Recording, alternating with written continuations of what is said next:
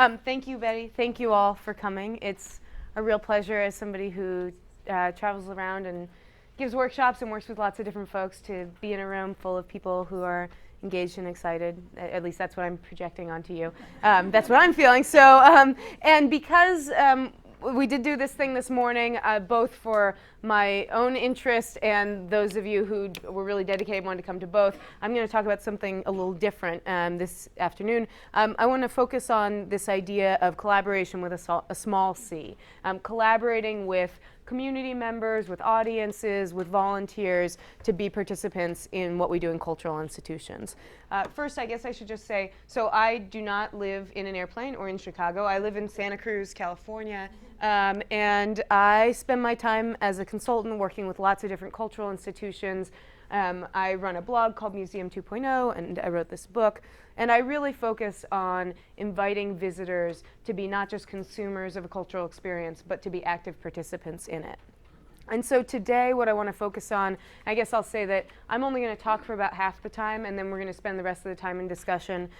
So, start getting your hard questions ready now. But today, I want to focus not on these kinds of collaborations, which frankly, I think cultural institutions, fortunately, are pretty good at, making institutional collaborations and partnerships with other strategic partners, with cities, with organizations.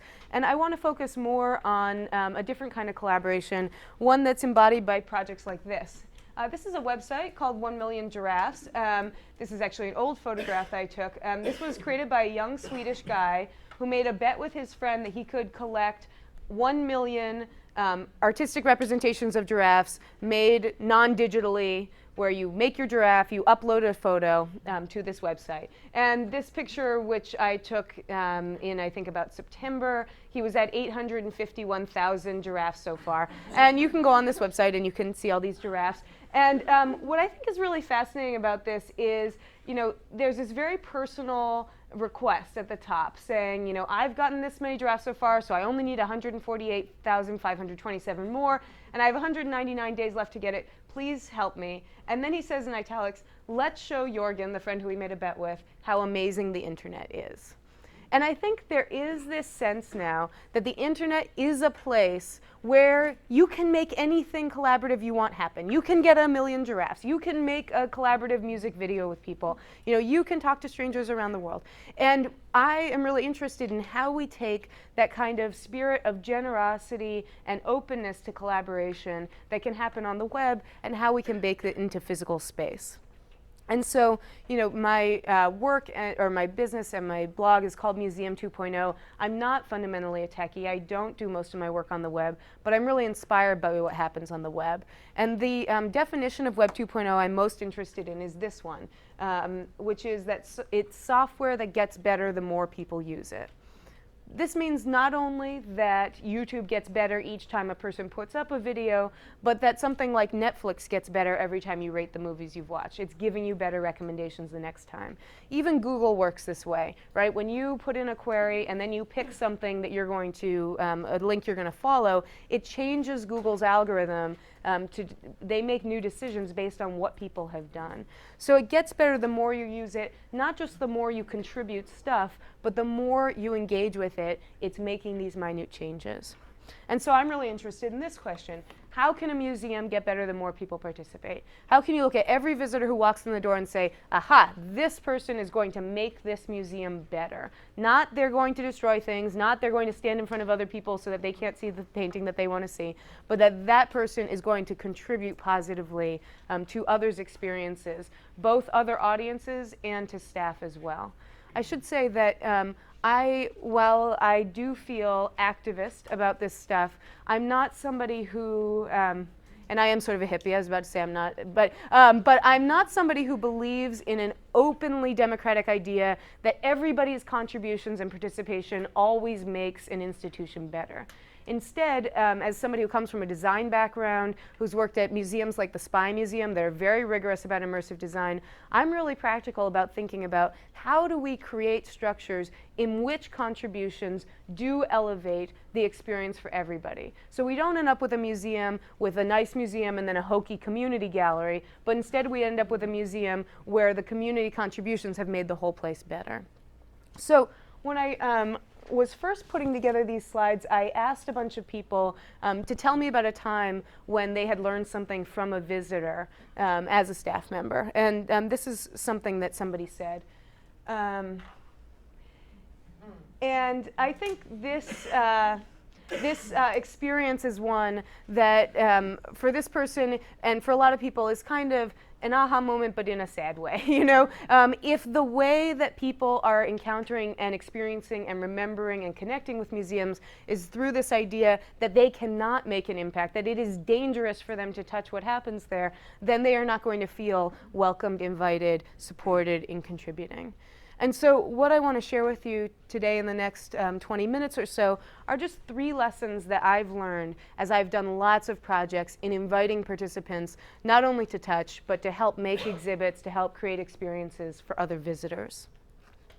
The first lesson I've learned that I feel really strongly about is that institutions and staffs need to start with a problem that actually exists on site. To me, participation is not about finding a fun activity for visitors. It's about asking the question, what is something we need that visitors are uniquely suited to do for us or to help us with? You know, a lot of times when I walk through museums with staff, they'll show me things like this. This is at the Auckland Museum. And they'll say, see, Nina, this is what happens when we invite visitors to participate. And this comment book is not making this museum better. It's true, this comment book is not making this museum better. On the other hand, when I look at this comment book, I'm pretty sure that this book is a wedding registry book. You know, it has date, it has more room for the name and the address for the comments. There is no way in which this is designed to say to a visitor, you could make a useful contribution here. It's there as kind of a thrown aside extra thing, and so people see, oh, here's a place for me to screw off, so that's what I'm going to use it for. And I would strongly, strongly suggest to you, and I've seen again and again in projects, that when you start from this expectation, oh, visitors just want a place to do their thing, they do not rise to an opportunity to contribute more because they don't perceive that anybody is asking them for more. And so when I think about participatory projects, the design question I start with is this: how can visitors make this project better? What do they have to offer that is a problem that we're lacking on staff or something we can't figure out without them? So I want to show you just a few examples of that. This can be used in the very beginning of an exhibit process. This is a picture from the Oakland Museum of California, where they constantly have up these labels about upcoming exhibitions that they are looking for ideas for, looking for help around. They also do this, as many museums do, in things like focus groups, but they have this in their main history exhibit alongside the pretty finished exhibits that they've already completed. So they're trying to demonstrate to people at every time, this is a place in process, and we need your help figuring out what comes next. People can contribute objects. This is a project from the Ceramics Museum of the Netherlands, Prinseshof. They did an exhibition in 2009 called Scherven en Geluk, which means shards and happiness. They wanted to do an exhibition on wedding china. And they realized that there are a lot of people for whom ceramics are not like the most exciting thing ever. I am one of these people. And but they also felt very strongly that what they, the curators and staff, were passionate about their collection was the way that ceramics are associated and connected with everyday life and cultural life in really interesting ways. So when they did this exhibition on wedding china, they decided, let's ask people from around the country to share with us their wedding china, along with photographs and experiences from that actual celebration. And so, for example, this wedding china set was donated by a woman. It was her grandmother's wedding china set from a wedding that, and a marriage that this granddaughter didn't know existed until much later. It turned out that before World War II, her grandmother had been married to this man who later died in the Holocaust. She, the granddaughter, was the granddaughter by the grandmother's subsequent marriage. And it was only when this call came out that there was this discussion and this finding of the china in the closet and this story that came out. And so in this case, it's not necessarily that these objects and this set of wedding china is so authoritative or essential to the story of wedding china through the history of the Netherlands, but that it's allowing people to connect to the fact that these objects and material culture relates to the real human stories that are important to our families and to our own lives. People can contribute to really back-end kind of activities. This is an image from the Smithsonian American Art Museum's collections, open collections storage area. And they do this very simple project where when they have an opening in their collection storage, they invite visitors to help them decide what object should go in there. And so they do this thing called fill the gap. You know, you can see there's the box where the gap is. And they put up some images of objects that could fit. And they let people vote and make arguments for what they should do. And then they actually install that thing. It's interesting, when this project started, they were inviting people online to use the collections database and to look for any object that they wanted to recommend. And in fact, the woman who runs this project said to me, you know, Nina, this project is not really, visitors aren't really making the museum better. We could actually do this much faster internally if we did not, you know, do this whole rigmarole, and we're already searching for the things. So it almost feels like more like an activity that's an interactive than it feels like they're really participating. But the reason they went to this model where they gave you some options is because when they did the collections database version, they found that people were getting mostly frustrated and spending their time figuring out, is this object a size that could fit in that spot? And when they really thought about what this activity was about, it wasn't about figuring out, oh, could I measure this thing and could it fit in there? It's about thinking about how do we decide what objects to put on display near other objects. And so from that perspective, and the perspective of helping people understand what the work of open collections is, and what happens to objects that they move around, and how it gets decided what changes, this is an opportunity for visitors to plug in to that activity. I think maybe the most extreme example of visitors contributing but not necessarily helping is this project from the Holocaust Museum. This is a really amazing digital project called Children of the Lodz Ghetto. It started with an amazing artifact, an album of children's signatures that were written right before, during the ghetto time, right before the camps really got going. And so the museum received this object, and they decided, well, instead of putting this in our standard research queue where we would try and figure out what happened to all of these students, let's open this online space where people who are not professional researchers can try and find out what happened to these students. Now, the research that people are doing on this website is not, doesn't require a PhD. What you're doing is you're searching different misspellings of these kids' names against various lists of camps, of towns, things like that, and trying to look for connections. The system is set up to let people comment on each other's work. And again, this is a real example where the museum person who runs this, I used to say to him, you know, I love that the website says so distinctly and directly, now the museum needs your help. You know, the museum has launched a worldwide collaborative volunteer project to find out what happened to the student signatories in this album. Awesome, I know what I can do to help. And the guy who runs this project, David Clevon, said to me, well, we don't really need their help. We could do this research much faster and more accurately if we did it ourselves. But they weren't doing the research themselves, first of all. And second of all, there were really other benefits to this activity. This is a reflection from a university student who was involved in this, who said, instead of hiring a group of researchers to do this work, it was a great idea having us do this work. We got personally involved and emotionally involved, and we obtained a better understanding of the Holocaust. This is something history books cannot do. A lot of people who were involved in this said that working on the problem of figuring out what happened to single children really changed their understanding of the enormity of the Holocaust, personalized it, and then also, I think quite importantly, help them understand what historians do and what researchers do. You know, it's pretty easy for that to be quite opaque to somebody who visits a museum where the whole experience is, here's the story, as opposed to how does this story get figured out. And so when I think about what it means for visitors to make a project better, it's not just about their work value, you know, that they can do something that we don't want to do or that would take us more time. There's also a real learning value in terms of connecting to the mission of the institution, which clearly in this case is reflected in terms of the mission of the Holocaust Museum. And so, you know, when I think about working with visitors, the analogy I have in my head is cooking with children. I don't think any of us feel that it is faster or more efficient to cook with children than not to cook with children. But there are reasons we cook with children. We do it to have a social experience with them. We do it for them to learn. But we also do it because in the end, we still get the cake. You know, I think that part of this is thinking about, it's not that we need to come to the outcome of an exhibition or of a research project faster with these contributors. It's about, let's get to that outcome and let's do it in a way that has other values for us, for them, for this community as well. Okay. So the second lesson I've learned, and I've learned this very strongly, is that when you're collaborating with community members, you have to respect everybody as professionals. And I want to illuminate this lesson with a sad story of a time when we did not do this. This is a group of students from Berkeley, California, who I worked with on a project. It was associated with a Harvard-Smithsonian exhibition on black holes. The Harvard-Smithsonian team called this science center, Chabot Space Science Institute, and said, hey, you have some teenagers you work with. Could you have them make some media pieces for our exhibit? You know, we want this exhibit to speak to teenagers, so we'd love to have some teenagers making some pieces for the exhibit, you know, by teenagers, for teenagers kind of thing.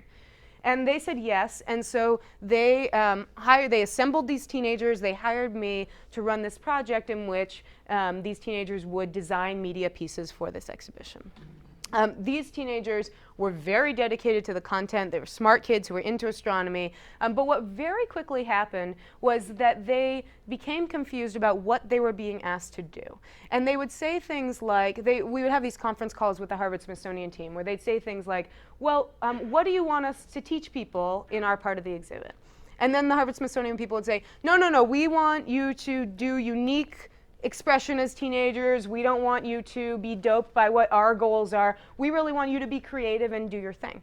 So this was stressful for them because anybody who's asked as an amateur to have a blank slate and just do your thing often has no idea what they should do next. I think we've all had this experience. You can only imagine how it feels if your boss was to say that to you. Oh, just do your thing. And so what I quickly learned was that the more structure I could give to the exhibition process while not constraining the content, the more excited and confident these kids were. And this is one of my favorite pictures because contrary to my belief, it turned out that their favorite thing was crossing things off of to-do lists. They loved when they felt confident that here's the work I have to do, here's how I can be successful, I get to cross it off. And we worked really hard on these exhibit pieces. So at the end of the 3 weeks, they had made 3 really creative pieces, and we showed them to the Harvard-Smithsonian team. And there was instantly a problem. This is a screenshot from one of these pieces. This team did a Colbert Report spin-off called the Colbert Report. And it starred this girl, Stephanie Colbert, who believes that the sun is going to turn into a black hole. And the whole video is about her thinking that we're all going to die because the sun's going to turn into a black hole. And she talks to all these scientists and people who say, no, that can't happen. But she has this very over-the-top Stephen Colbert kind of reaction to it. Now, any science museum person who looks at this slide knows exactly why they would never put this in an exhibit, which is because it reinforces a fundamental fallacy about black holes that the whole exhibit, the big idea of the exhibit is partly to get people to never ever think this. And so even though it's funny and it does reinforce the message, it does tell the story that the sun is not going to turn into a black hole, the kind of humor and the story they were telling, the Harvard-Smithsonian people watched this with a frozen smile on their face. And we had this really hard time where then, as exhibition projects go, they said, thank you very much, this thing was over. A year and a half later, I get an email from one of the kids, and he says, hey, the exhibit opened, and I didn't see our things. And I said, oh, maybe they're on the website. No, they're not on the website. And we found out that they had decided not to include what these teens had made. And this is a massive waste of resources in many ways, and it's also a huge betrayal of trust. And I think that what happened and the mistake that was made was that these teenagers wanted to be treated like professionals. They wanted to be treated like contractors. They wanted somebody to say to them, not here's exactly what I need you to do, but to say to them, okay, here are our goals, here are the things we're trying to achieve here, to check in with them the way you'd check in with a contractor. And instead, because they were allowed to do whatever they want, they came out with a product that was not of use to the client, which meant that there was this really broken connection of the participation. Now, in contrast, I want to tell you a story of a place that did a really good job with this, and that's the Minnesota History Center Museum with their Minnesota 150 project.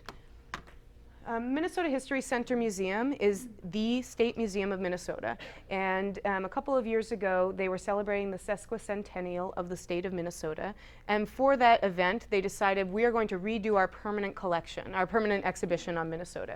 It used to be called Minnesota A to Z, now it'll be called Minnesota 150. And the idea was we're going to pick 150 things that make Minnesota Minnesota and we're going to put them in this big room. And so they started doing this with a standard internal traditional process, where curators and educators and exhibit developers sit down and figure out what are those 150 things, how do we tell the story. But they had a problem, and the problem came up in the form of a bundt pan. I don't know how many people in here are bakers, but a bundt pan is a pan with a hole in the middle. And you may not know this, but they were invented in Minnesota. And it turns out that one of the women on the Minnesota 150 team, Kate Roberts, senior exhibit developer, very knowledgeable about the history of Minnesota, felt strongly that the bundt pan is one of the 150 things. And there were other people on the team who did not agree with this. And they realized in their discussion about this internally that the thing that made Kate feel like the bundt pan belonged was not her extensive knowledge of Minnesota history. It was her personal conviction as a Minnesotan that this was one of the things. And so when they realized that, they said, you know what, this is not the right process for us for this exhibition. Let's open this up. Let's invite people from across the state to help us figure out what we should put in this exhibition. So they created a very specific nomination form and said to people, give us your nominations for the people, places, things, and events that shaped our state. They invited people to do so online, and when that effort was lackluster, they really aggressively moved to get people involved. So they got a air-conditioned house at the Minnesota State Fair, which is a big deal in Minnesota, and they put nomination forms on fans that they handed out at the State Fair. They also reached out very specifically to Native American groups, historic groups in various parts of the state to try and get geographic distribution.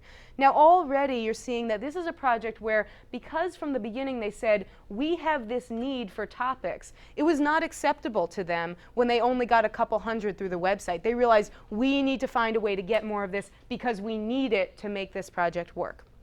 In the end, they got over 18,000 nominations. Then they closed the door. They said, thank you very much. And they sat in a room and figured out, OK, what are those 150 things? How are we going to make this happen? Now, I want to point out here that they decided that the way they were going to invite audience participation, community participation, was somewhat limited. It was in the nomination process. They did not invite community members to help them make the whole exhibition. There was a member of the team actually who wanted to do it that way, and they felt, the rest of the team felt, we're not ready for that, to do that in an honest process to make the kind of high quality exhibition we want to make. And while I certainly argue that every museum, every institution should be pushing just beyond what feels comfortable in terms of engaging communities, it's clear from things like the Harvard-Smithsonian project that if you say you want engagement and then you're not ready for the kind of engagement level that you present, you end up with a big mess. This is this exhibition at the opening. Each one of these kiosks is a different one of the 150 things. And what they did with the content in here is pretty interesting. With each one of these, this is the woman who nominated this story of the Williams 8. These were 8 bank employees who walked out and picketed for over a year after they were asked to, 8 female employees who were asked to hire and train a young man to become their manager and at a higher salary. Yeah, we laugh now. But what's interesting about this is, so this label, the majority of the text on it is in her first-person voice saying, here's why this is one of the 150 things. It's from the nominator, and there's a little photograph of her. But it's also supported by a lot of curatorial stuff. More text, images, often multimedia. The objects the museum got both with the community members and on their own through their standard process. And so as you walk through this exhibition, you see 150 different voices saying, here's why this thing is important to our state.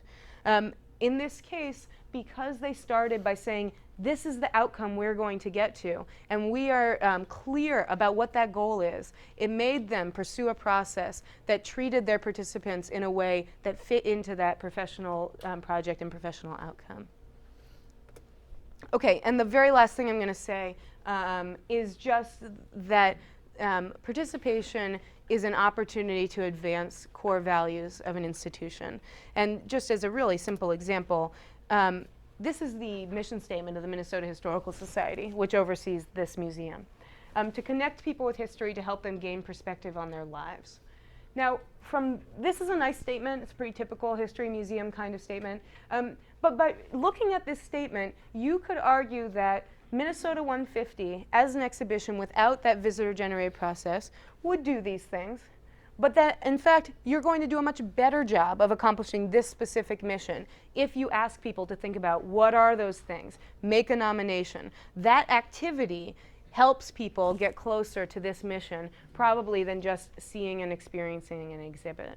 So I guess for a lot of people who say, oh, you know, these sound like new activities and new techniques and they sound hard and they sound like more work, I would say that these are techniques that help us do a better job of hitting our core goals around our missions and the goals of these institutions. So I want to just stop talking with this question and just open it up, and I have lots of other images and things that we can talk about. Yeah, so thank you.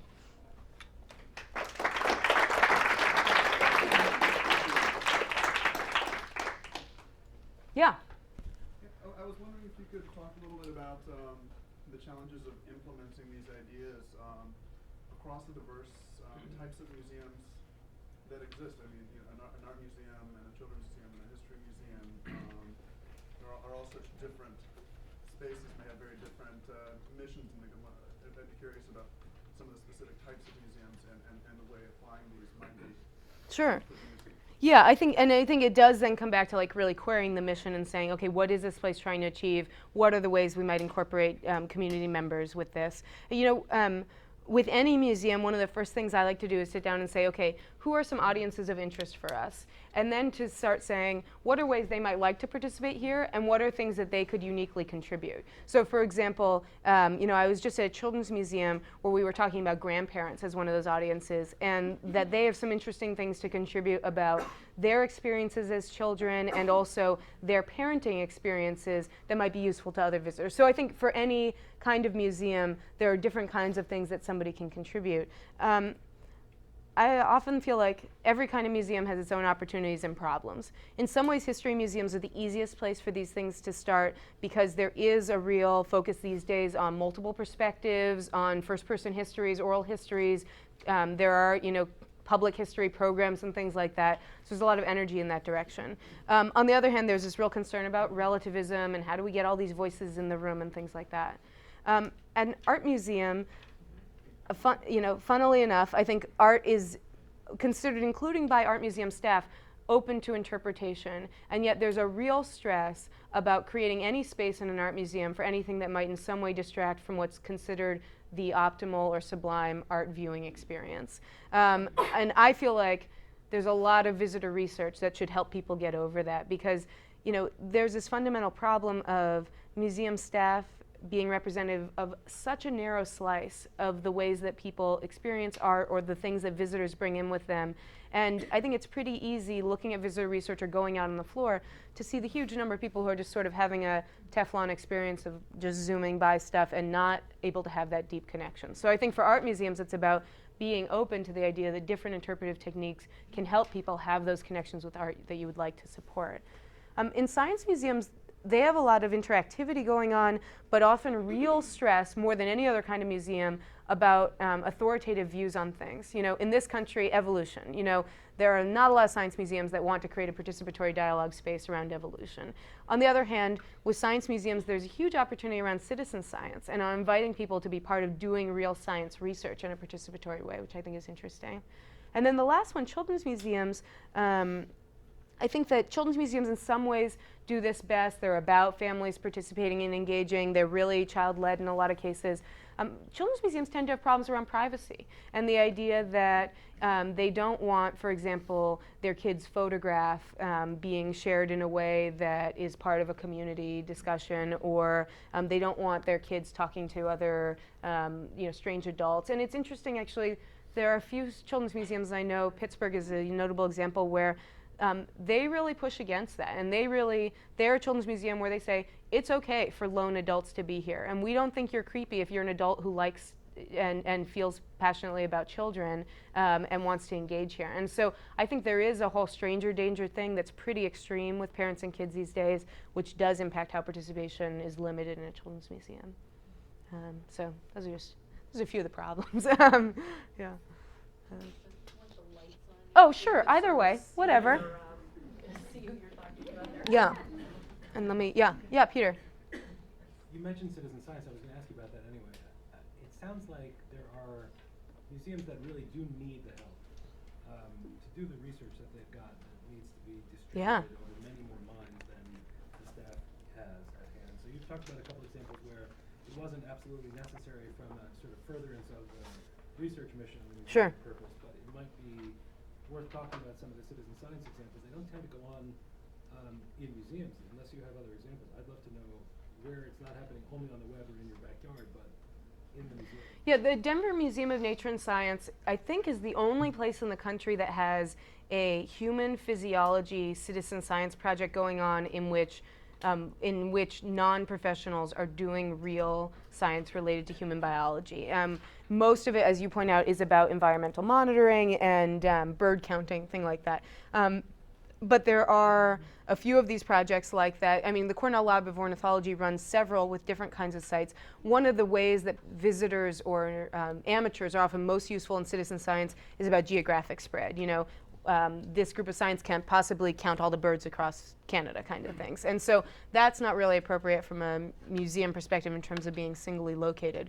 There are some, COSI in Columbus does a lot of work with Ohio State University. They have this thing called the OSU Labs at COSI. And so they strategically invite OSU professors, mostly who are studying child development, both physical and psychological, to have their lab spaces on site at the museum so that they can do real data and research data collection with visitors who are there.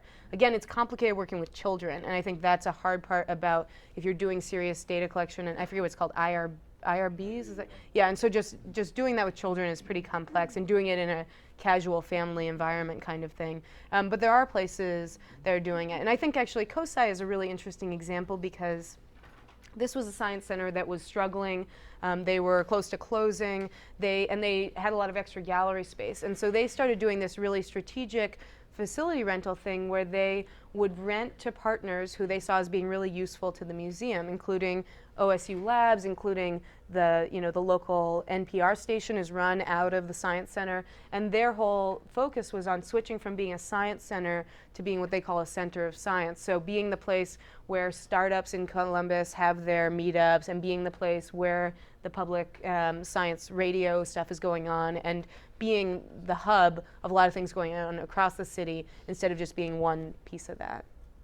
Yeah. I can add to that. Yeah. Actually, at the Great. planetarium, there's something called Galaxy Zoo. Right. That's mostly an online project, and I'm just wondering how visitors actually engage with it.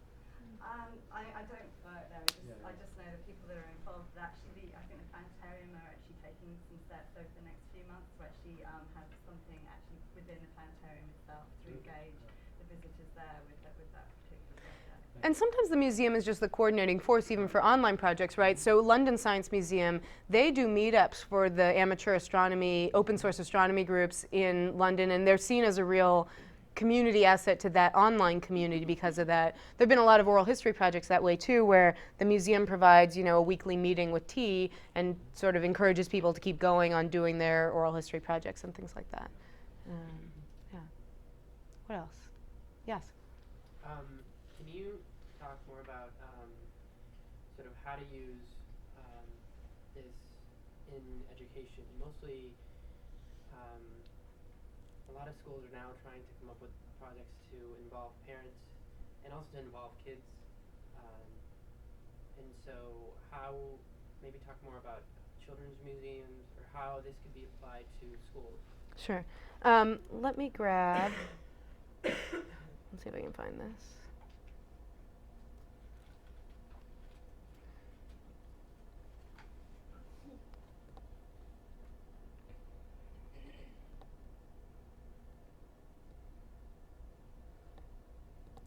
This is a really neat project that was done at the Wallace Collection. This is in London, and they worked with a school. I thought there was a full-size option. Yeah, there's.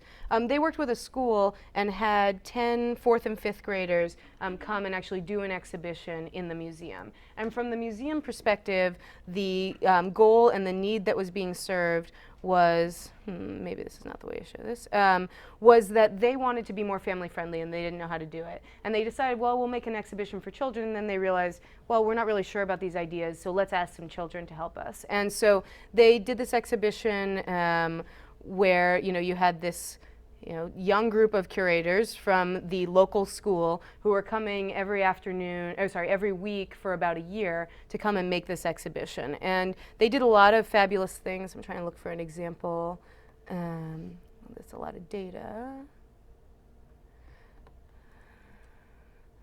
They did a lot of fabulous aspects in terms of their interactivity and things that this is the bad document to show you, but so they evaluated this from 3 different perspectives. The student perspective in terms of what did they learn, and there was a ton in terms of writing skills, math skills because they were budgeting, artistic and creative skills, obviously history, learning the history of these objects.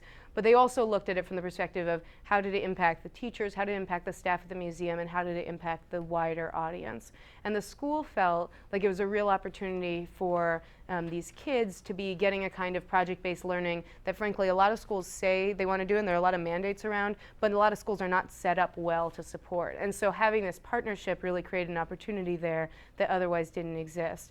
From the museum perspective, there are staff who said, what we came out with because of these kids was much more nuanced than what we would have done if we were designing for kids. And so in terms of a project need, there was a real outcome of an appreciation for not only are these kids good at doing this, but these kids made us better in terms of our output. And so they now have started a regular advisory group and crossover with this school that's basically right across the street.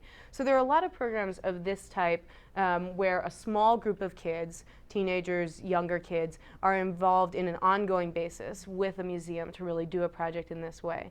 I think what's in some ways more interesting is to look at how do you invite kids to be more serious participants, whether it's in a school environment or elsewhere. One of the reasons I got into museums is because I think that the formal education model where teachers teach and kids listen is kind of screwed up. And there are a lot, there's a lot behind that. And so there are some schools, famously places like Summerhill, but places where kids are really involved in the deliberative process of deciding what gets taught here, what do we do here, how does the day work, what kind of food do we eat. And so there are some pretty serious participative projects in that way if you look into the sort of unschooling and Paulo Freire pedagogy and things like that too. I'm sure there are other people in here who know a lot more about that on the education side than I do. Yeah. I'm wondering, a lot of this participation sounds like, it's in the museum for the museum experience, for people that actually come to the museum, or we've been talking about, students that are actually working on developing of exhibits. What about after the museum? Are there initiatives, programs? What kinds of things are people doing to try to get participation after they've had the experience? Yeah, that's a great question. And something that a lot of people are interested in, particularly from a learning perspective, because, the worst fear, well, maybe for not everybody, but one of my worst fears is that somebody will visit an exhibit, say, oh, that was fabulous, what's for lunch? Forget it, it's over. And I think that when I think about, people talk a lot about extending the visit and extending the visitor experience, and sometimes that sort of sounds like you're putting somebody on a rack and trying to stretch them as far as you can. And I'm really interested in how do you look at creating a narrative around cultural experiences or art experiences or history experiences that incorporates lots of different events in your life, and the museum is a part of that and part of helping you imagine that there are other things you can do, whether they involve the museum or not. So I guess that's a more abstract answer, but there are a lot of museums certainly doing things online where there's sort of a start it here, finish it at home, or reconnect with it at home. Frankly, some of those, or many of them, are quite limited in terms of you do it at the museum, you get the email at home, you're done. There are some really lovely other kinds of projects. The Chicago Children's Museum does something where they occasionally invite kids to write postcards home to themselves about their visit, and then they wait, and then they send them later. And so it's less like you did something in the museum and then it came home, and more like the museum is re-entering your life in this kind of lovely and personal way. And then obviously there are a lot of projects that happen primarily online. that really connect people to the space or to the content of a museum at any time, whether they're visiting or not.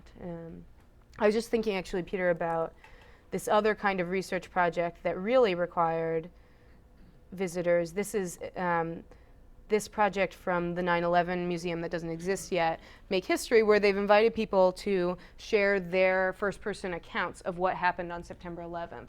And then what they do is they take, well, first of all, some images have come in that could only be given by a citizen. You know, there was no news reporter shooting from a commercial jet who happened to be zooming by as this was happening.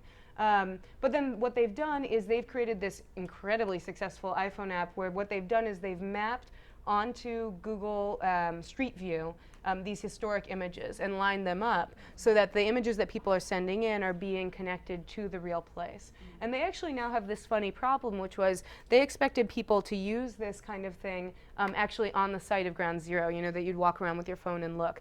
But what they found is they have huge amounts of people who've downloaded the app who are not in New York at all. And so now they're trying to figure out how do they use this in a different kind of way for people who are nowhere near the site. Anyway, it's so pretty.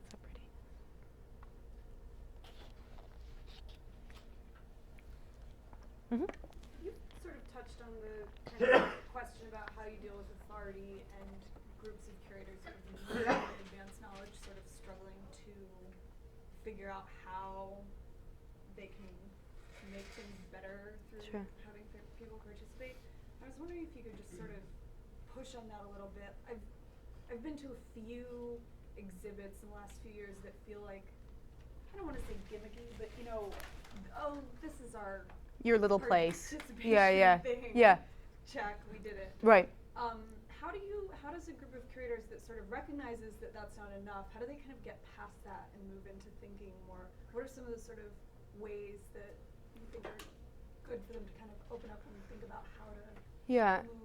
I think it does really start with asking them, what do you need to make this project better from your perspective and for your goals? I'll always remember this real aha moment I had with a curator in the Netherlands who, she was at an ethnographic museum and her content specialty was Islamic textiles, tapestries, things like that. And her collection was marginalized in the public exhibition space of the museum. It only took up a small space.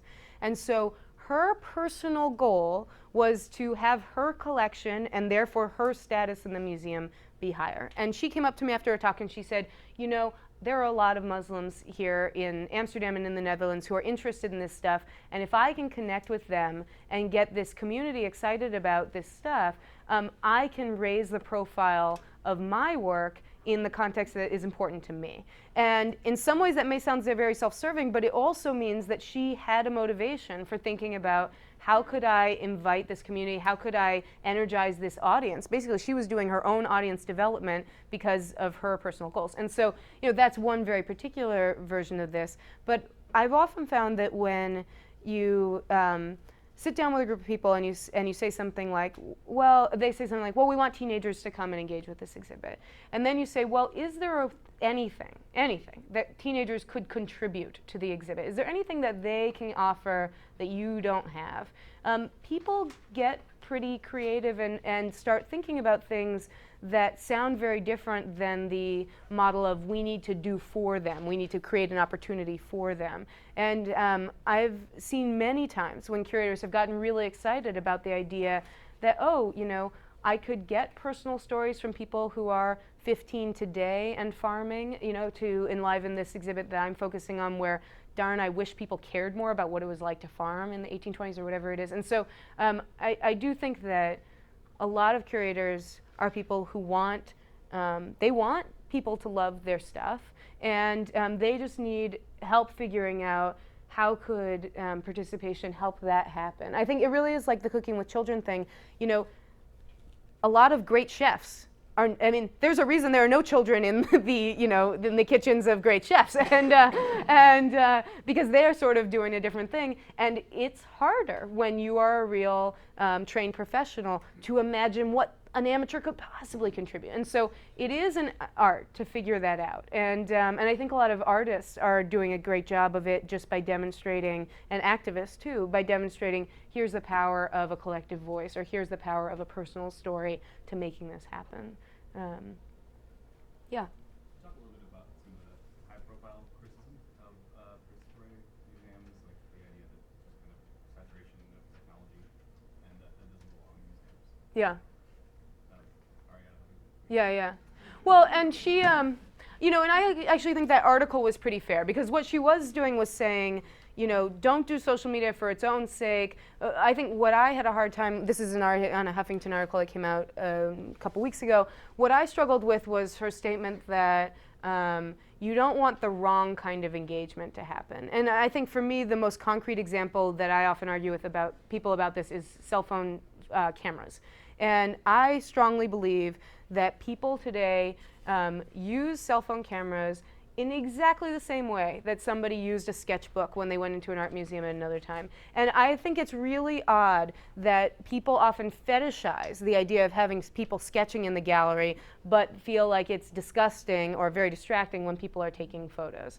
And I don't think it's appropriate, especially for people who are not representative of the majority of the audience you're trying to reach, to say, I'm personally affronted by this, so you can't do it here. And I get it. And for me, the place I feel this, I am an incredible populist about museums. I'm an incredible elitist about national parks. I am a huge rock climber, backpacker, and when I go to a park that is really well used, I was just in Yosemite, it rankles me, or I don't want the experience that involves the handicap ramps and the great ice cream shop and things like that. But I really understand that that is important, and that there's the whole rest of the park for me to go and have my crazy backpacking adventures in, that those other people who frustrate and distract me are not going to be in. And I just don't think it's appropriate for a public institution to say, we have to be monolithically for this particular kind of experience. You know, I've never been in a museum where there wasn't a private spot somewhere where I could have that quiet experience if I wanted to. Yeah. Do you accept that they could have a space for the backpackers at the museum? Oh, absolutely. And I actually, one of the reasons I think I'm so sort of fierce about this stuff is I strongly believe that, you know, even in the best possible scenario from my perspective as an advocate for participation, you know, 5% of 5% of museums 10 years from now will have a participatory component. I fully believe that 99% of museums are going to stay the way they are, and it's the same thing has been true about things like interactives or media in museums. You know, it's a very small part of what's happening. And so I don't feel like that's threatened. I feel like that's the way most of museums are going to stay. Yeah, Diane. You know, I work in a historic house museum. Yeah. And it's a kind of museum that we don't talk about a lot. We all, you know, historic house museums, we feel like a weird little subset of history museums. And there's a standardized experience. You go in, you get talked to, you look at some stuff, and you leave. Mm-hmm. Have you had an opportunity to really think about that experience, I mean, beyond kind of what Connor Prairie is doing with their engaging with docents in a different way? Have you had a chance to mull this over? What are your thoughts about how we can be more engaging with our audience? Yeah. Beyond the pass around a thing for them to touch. Right. Well, I think there's the part of like everybody lives in a house, and you know, so there is sort of a universal personalizing experience. And there have been these really great studies at things like botanical gardens showing that if you know, there was that piece in Curator maybe a year or so ago showing that if a docent in the beginning talks to somebody about their experience with trees growing up and then relates that in even little bits during the tour, they report a more positive experience and they remember more about trees.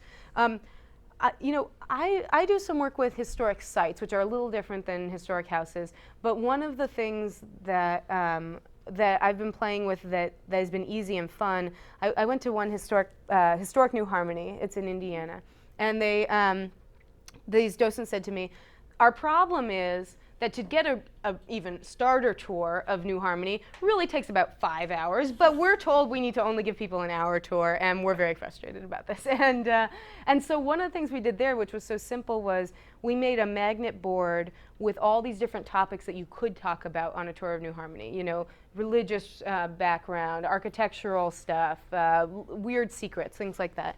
And they now, when, I don't know if everybody does this, but when they start tours, docents have the option to walk over to this wall with people and say, you know, spend a couple minutes sorting what you're most interested in. And it just starts a little bit from being visitor-centered. It's not, you know, highly participatory throughout the tour, but at least there's a sense that it takes some pressure off the docent too, because they know they're giving people a little more of what they want. And so I think there are things about figuring out where are people starting from that are true. I mean, one of the unique things about a historic house is that usually there's a tour experience, which frankly is really diminished in most museums.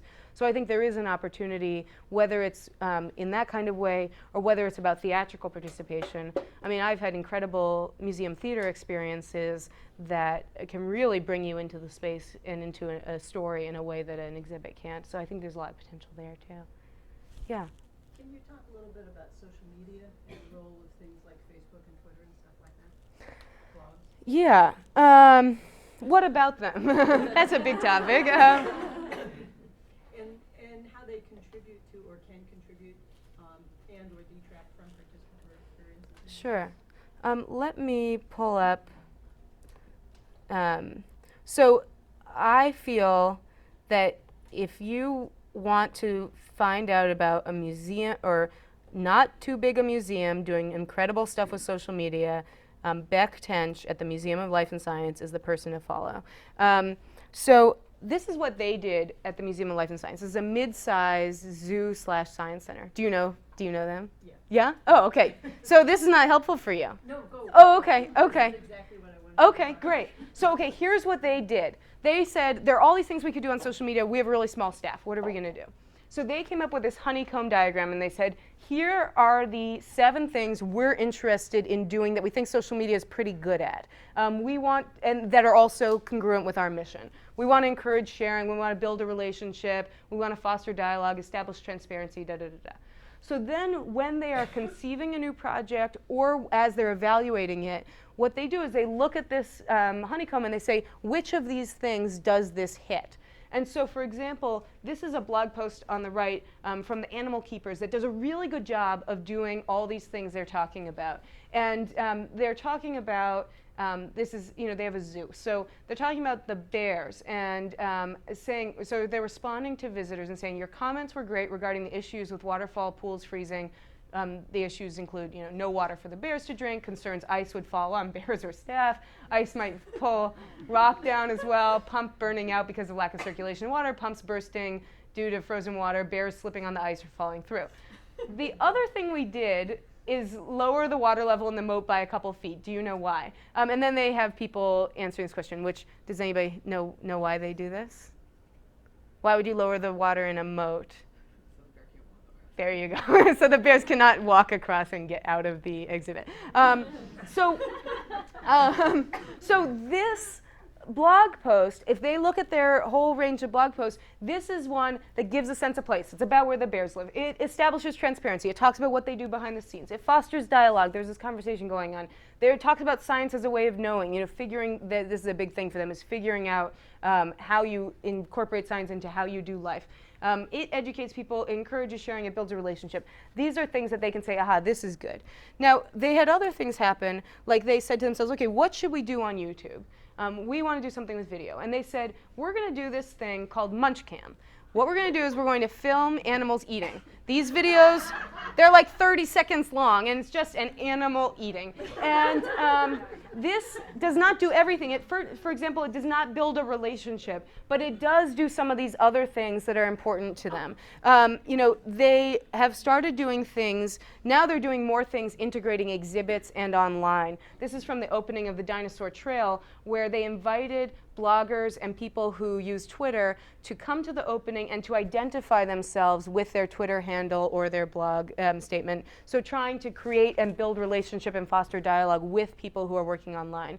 They now are doing some really fascinating things around trying to design exhibits intentionally to support an online continuation. So for Dinosaur Trail, for example, which is an outdoor dino exhibit, they have this whole thing about finding dinosaur eggs. And they encourage you to take photos if you find dinosaur eggs and put them on Flickr. So, and they say that on the label. Now they have a new exhibit that just opened called Contraptions, where you make Rube Goldberg machines. And in the room where you make the machines, they have flip cameras, video cameras that they'll check out.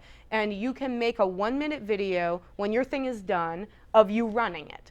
And that's it. And it goes right to YouTube. And so they sort of have said to themselves, we as a family place and as a place that want to be accessible, we don't want to have all the onus be on people to make their own videos or do their own thing. We want to provide them tools right here to do these things, to make media, to do it as a family, and then we want to be part of that follow-up relationship. And one last example, and this is, I think, another side of what happens with social media, and what's so brilliant about this woman, Beth, who runs these projects, is that she does a lot of internal capacity building around social media. And her feeling is, she's the director of digital engagement, but that means she should be a support person to anybody across the institution for whom a digital tool can be an asset to doing what they're trying to do. So she also did projects like this one. This is called Experimonth. This was like a personal / friend / colleague project where people would sign up and say, I'm going to try something for a month. I'm going to eat raw. I'm going to wake up at 5 a.m. every day. And so you would sign on and you would join this group blog to say, I'm doing this thing. I did the one where you wrote a handwritten note every day. I did the one where you did push-ups every day. And for her, this is a big focus around getting staff familiar with using the tools in a personal, sort of semi-unrelated to work project. However, it's very related to work in that it really, she's big on this science as a way of knowing and saying, if we work in a science institution, we need to be doing science and we need to be incorporating it into our everyday life. And so this idea of doing experiments with your life, using social media for it, that's the way she's been sort of pushing that institution to go. It's called the Museum of Life and Science. It's in Durham, North Carolina. Yeah?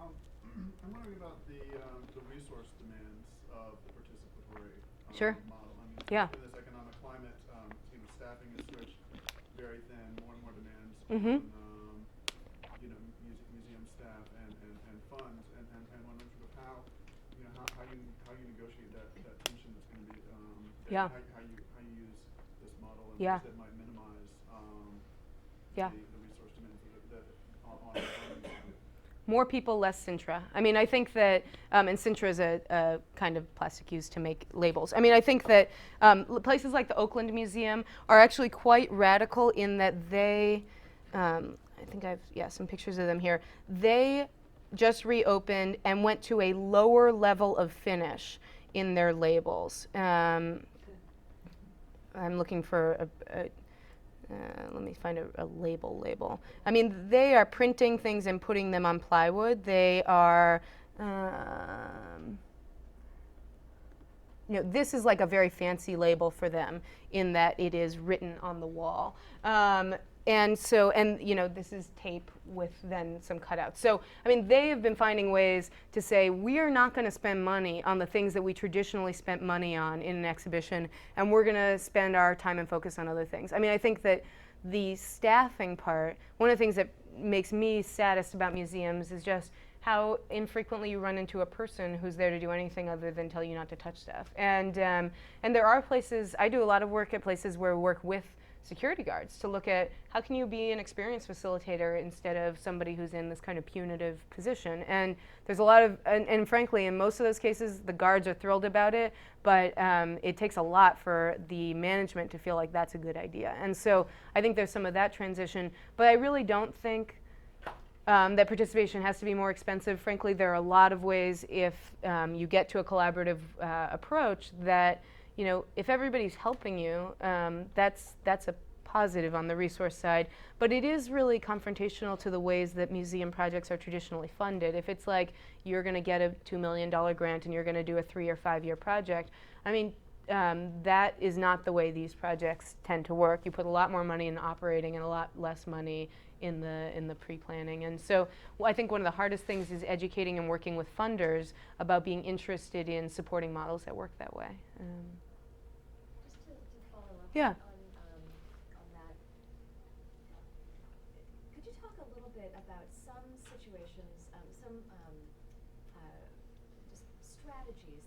sort of being, successful or not in terms of building out from maybe a couple of people within an institution who are interested in working in this way, or a couple of projects where this is happening, and then building out within the whole institution. I mean, I know in Oakland, for instance, there's this like nucleus of people who are working on these projects, but it's not yet, running throughout the whole institution. Right. Yeah, no, I think that's a really great question. It's one I'm really interested in. There's a great project I wrote about recently in New Zealand at this small museum where just a couple of people were excited about doing some new things. And they decided to create this thing they called the Ruru Revolution. Ruru means owl in Maori. And they made, this is like the weirdest way to start a new experimental project for a museum. The first thing they did was they made a lot of buttons that had owls on them. And then they created this blog and they told people, we're going to do an experiment where we're going to have people write first-person labels about their favorite objects in the museum. And if you write a label for us, you get a button. And if you get a button, you're part of our group. And we're going to write a blog post about how awesome you are. And we're going to have these meetings and we're going to do this. And so their whole approach is about not let's try and push through a project. It's about let's build up a group of people who are excited about this. And I do think that there's a lot you can do without having the whole institution. A movement, most movements are not universal. They are the 1%, they are the 5%. However, that said, the institutions that are getting to the next step with this, I think that two things I see happening. One is they start saying, okay, we've been doing a bunch of these experiments. How do we be more strategic about figuring out how this connects to our mission and what we should do next? So they tend to come up with some kind of prioritization policy. Maybe they come up with some kind of internal investment fund where new ideas can be funded, things like that. The other thing that happens that I think is more essential and hard is they change their job descriptions. The next time they have a job opening, they work with HR and they say, now curator is going to mean something different and here's the list of responsibilities. Because I think usually how these things start is you're adding new responsibilities or changing your job without really telling anybody or without it being indoctrinated in a way where if you left, the next person would have that job. So I think there is an extent to which some places, I was just at an art center where they just had their curator retire, and the director said, this is a real opportunity for us we've been moving in a community-centered way. How are we going to advertise and list and talk about this position and look for somebody who's really going to fit what we say we want to do, as opposed to putting out a standard job description and then hoping that happens. Yeah. I wanted to ask you about places for museums to share these strategies. Yeah. I moved here from Seattle and I was working with this arts education nonprofit, and one of our classes was a free after-school youth-run record label, and we paired up with a museum in Seattle, and the kids got to curate an exhibit, and then they wrote an album based on this exhibit and performed that, and now they're performing. And so it was this really, really great participatory model, but there's not, no one knows about it. And I feel like all these examples are completely new to me. So what's a place for museums and institutions and people to share these examples so that we can build up from them? That's a great question. And so in some ways, I'm sort of a single person doing that, and a lot of people send me stuff, and I blog about some of it, but I obviously don't blog about all of it. Sometimes, a lot of times I've wondered about this, and different times over the last couple of years I've asked people, what if we did a community site where people could do this? And what I've found in doing a lot of online participatory projects is, unless there's a project, unless the goal is we are going to make a book or we are trying to solve this problem, it's the same with all this stuff, people don't participate just for the sake of it. And so I'm not sure what the answer to that is. There are some places, there's the Museum 3 Ning site, which is, I guess it's not on Ning anymore. Maybe they switched to Facebook now that Ning is not free. But it's run by a woman named Angelina Russo, and that sort of shares new ideas, mostly digital stuff, but not only. I think this is a hard problem, and it's a problem that is being confronted in city governments, all kinds of places where they're trying to figure out how do we catalog and share innovation. And to me, the hard question that I don't know the answer to, that I would love people's ideas on, is what is the driving force that would make you tell that story? I should say that with regard to exhibit projects particularly, there is a place for this, and it's called Exhibit Files, and I think it's a really great website. Not a lot of people know about it. It's a community website where people write case studies and reviews of exhibits, and I find it really useful, and exhibitfiles.org. But I think you're right, and so I'm genuinely curious about, what would make you take the time? One of the hard parts about it is often only a few people or only one person on a team feels that they have the institutional cover or to be able to talk honestly about a project, and that a lot of people who might be lower level and might have the time and the passion to write about it are not in a position to go to conferences, share things, and so I'm interested in the answer to that question. So, think about it. Tell me, tell us. I don't know. Yeah, I don't know. Yeah. Oh, we got to go. We'll be chased out just as we chased out the class before us. But if anyone would like to have a chance to talk a little bit more, we'd invite you to just move down 2 doors to the Cultural Policy Center. And I do have one more book. I don't know how we'll figure this out. But, Somebody bought the book. Yeah. Thank you. Thank you. This is fun.